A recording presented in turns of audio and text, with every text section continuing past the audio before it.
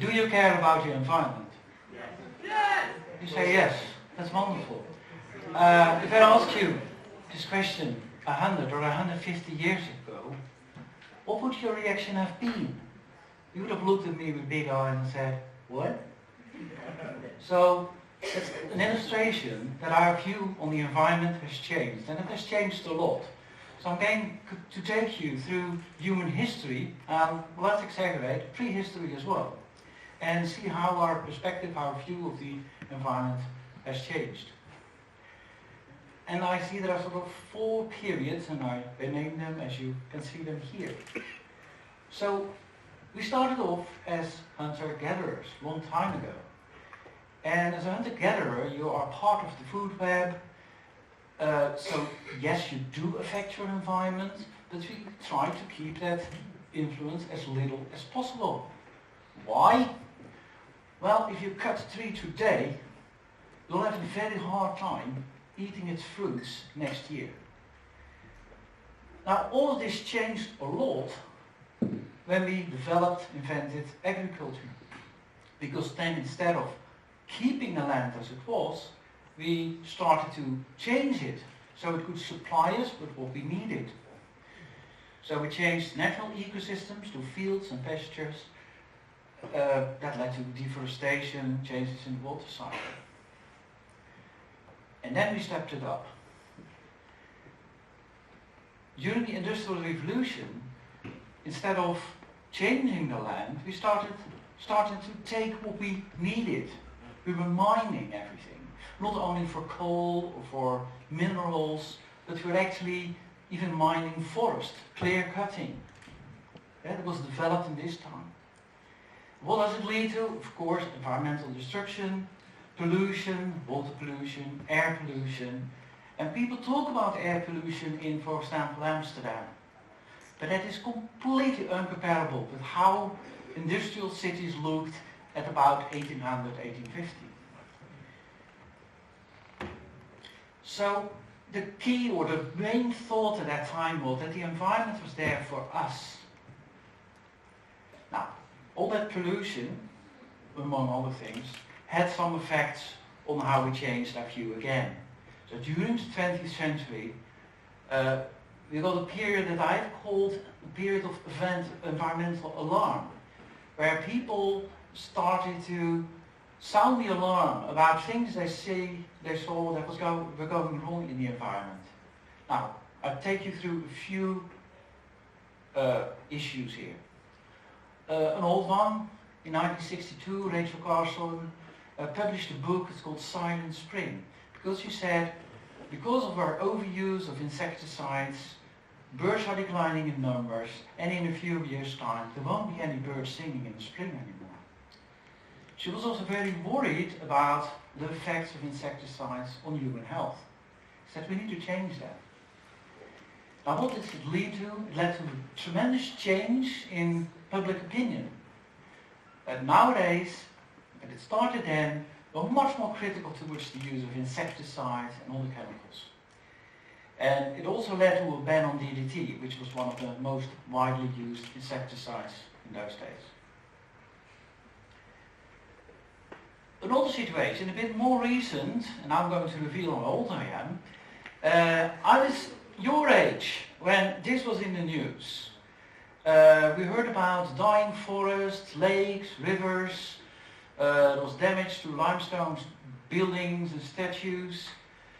But I found it very interesting, at least maybe not then, but now I really do. Because first we learned what causes this. Well, we were burning fossil fuels in our cars, in our factories, in our industries, electricity plants. And that caused all the acid that damaged what I just said a moment ago. But it was also interesting in the sense that there was a time of solutions. People were looking for ways of doing something about it. And you see a little list over here. They removed sulfur from petrol. Makes it a lot better. The car catalyst was introduced. Well, it also made it better. And then you can't use something like car catalyst and scale it up for an electricity plant, so you have to do something else. You simply wash actually all the acids out of the gases they produce. That's called a wet scrubber. And also you can repair the damage by putting lime in forests and lakes and so on. All good news. But I would like to look at the other side of these developments as well, because they're not only good news. DDT was banned on most of the planet because, or as a result of the publication of that book Silent Spring. But the result of the ban on DDT was that a lot more people died in malaria. And we're talking huge numbers. See, there's a number of 425,000 people who died in malaria 2 years ago. That's not only because of a ban on DDT, but I'm only using this number to indicate that this is a big problem. Malaria is a big problem in the world. So big that the World Health Organization actually has decided to postpone their ban. They're fighting for a ban on DDT, but they said we can't do it yet. They actually say it is in some places better to actually spray the insides of your houses like twice a year to kill the mosquitoes before they infect you. Now let's look at that acid rain. What we saw in the news was very exaggerated. We saw pictures of complete forests dying. But when you really look at what was happening, you saw that, yes, in some places a lot of forest was dying, but that was not always because, or very often not because of the acid. In many cases, there was other air and water pollution around that killed forests. There were even situations where the whole forest was dying, and that was simply because, like 100 years before, people have been planting trees. So all the trees were the same age, and these were short-lived trees. So at an age of about 100 years, they were all dying of old age. But we did get it in the news. But also far fewer lakes and rivers were affected than you got from the media. So then I get a question like, hey, we spend a lot of money, or we spend money on making changes, but our decision was based on exaggerations. The media blew it all out of proportion. And then I wonder, okay, is it worth the money? Now if you look at car catalysts, yes, they drove up the prices of cars. Electricity probably became a little bit more expensive, but still everyone could buy cars. We could all afford electricity. So despite the fact that it cost money, it wasn't so much. The great thing was that this is an environmental problem where we could really see the result of what we changed. You could see that the amount of acid in the environment was going down a lot. So, was it worth the money? Yes, it was. Now what's in the news now? Global warming and climate change. So we hear about rising temperatures, rising sea levels, or dramatically rising sea levels even, more storms, more droughts, more forest fires. We also hear about solutions. We have to reduce our carbon dioxide emissions, and we can do that by changing to solar and wind energy. Okay, it's time for a reality check. And now I need an assistant. Harriet. Sorry. I'm confusing everyone, including that Harriet over there. I have another assistant, maybe not as charming, definitely not as tall.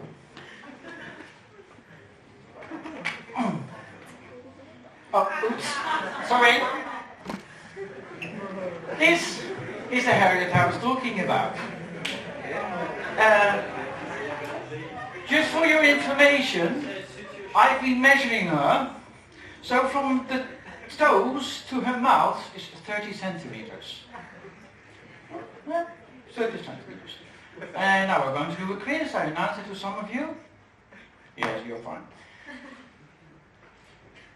How much time does it take the seawater to rise from Harriet's feet to her mouth? Okay, multiple choice. Will this take approximately 1 year? Put your hands up if you think this is about a year. No one? Good. What about 10 years? Would this take about 10 years, the sea level rise? No? Yes? I have one yes. Great. Remember that yes. Would it take 100 years? Anyone looking for that? No? Yeah, 100. A few people over there. Ladies and gentlemen, I have to say that the majority of you succeeded. You passed the exam. It would take about 150 years for the water to reach her mouth. Is that a dramatic sea level rise? Nah, it's a matter of definition. It's a sea level rise, that's true.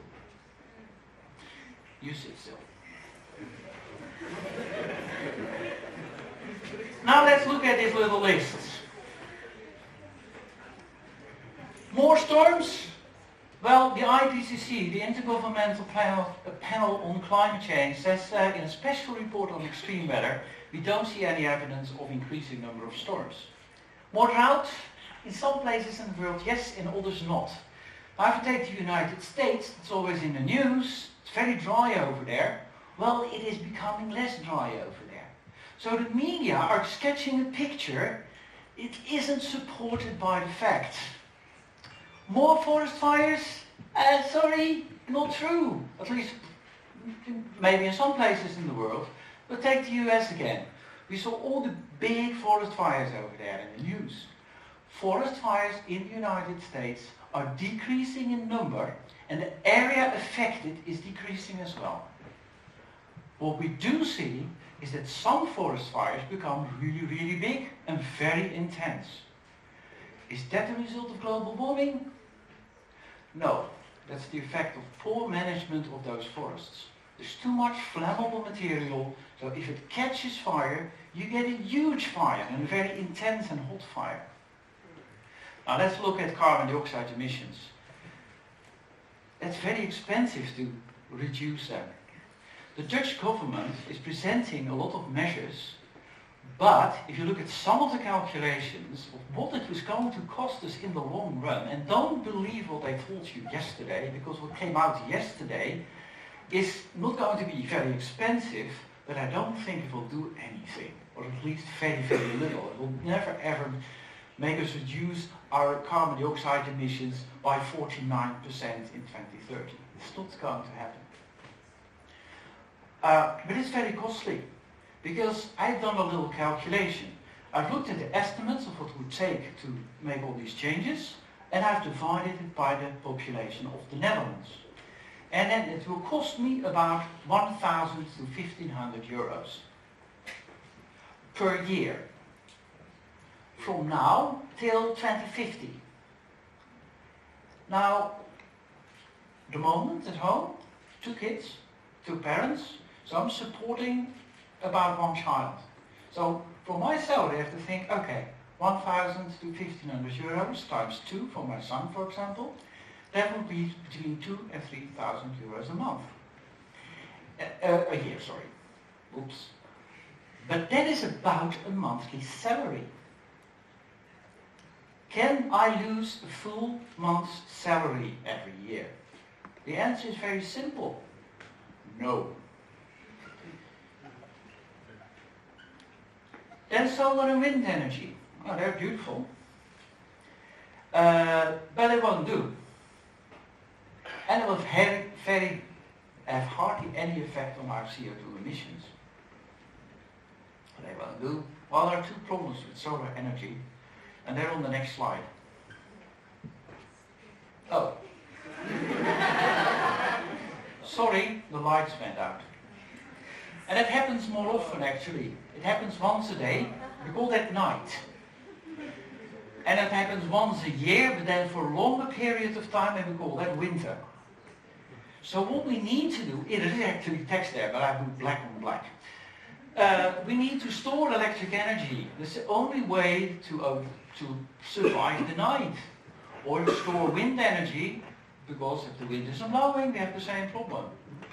But that's a technology we don't have. And then you can think, oh, let's all get, I shouldn't call brand names maybe, like Tesla or whatever, electric cars, and you miraculously come home from work with a fully charged battery. You drive home, but when you get there, the battery is fully charged. Then it powers your house throughout the night, and then in the morning another miracle is happening. Your battery is full, so you can actually drive to work. That's not realistic, and there are not enough of those batteries around to store the huge amount of energy that we need during a night or during a winter. So we really have to look at better ways of storing electric energy. What we have so far doesn't do it yet. Now, there hardly any effect of the CO2 on the CO2 emissions. I have taken a case study, Germany. Germany has invested an awful lot of money, about 500 billion euros over the past decade or something, to build out solar power, wind power. About 20% of that power comes from the wind. I'm not sure about solar power, it's a bit less. But it's quite a lot of energy that you can get from renewable sources. The problem is that they have over 20% of renewable energy sources, but their CO2 emissions have gone down with a much, much smaller percentage. And probably not even because of solar and wind power, but because of reuniting Germany, West and East, the economic crisis, and so on. And the reasons to that, I don't have time to go into why it doesn't work so well. But it's a fact. And it comes at a price. Germany may have the highest electricity prices in the world. And the latest estimates I have seen about people in Germany who cannot afford their electricity bill, so they are without electric power, are ranging between 600,000 and 800,000 people. Let's say the population of Amsterdam. I think that's rather dramatic, isn't it? Now, of course, we think, you're so negative. Let's ask you a question. Do you care about your environment? What shall I say to that? Yes, I do. I care a lot about the environment. But I think we are in for a paradigm shift. We really have to change our way of doing things. What do we have to change? We have to change the way we act and why we act. We should not base our actions on emotions. That something feels good doesn't mean it's also good for the environment. We need to support what we do with facts, science, unbiased views on what's really happening. And what we do needs to be realistic. We need to be able to store energy, for example. We need to develop that. We also need to be able to pay the bill, because if we can't pay the bill, it's not going to happen. And what we do must also be relevant. What do I mean? If we do something for the environment, it needs to make a difference.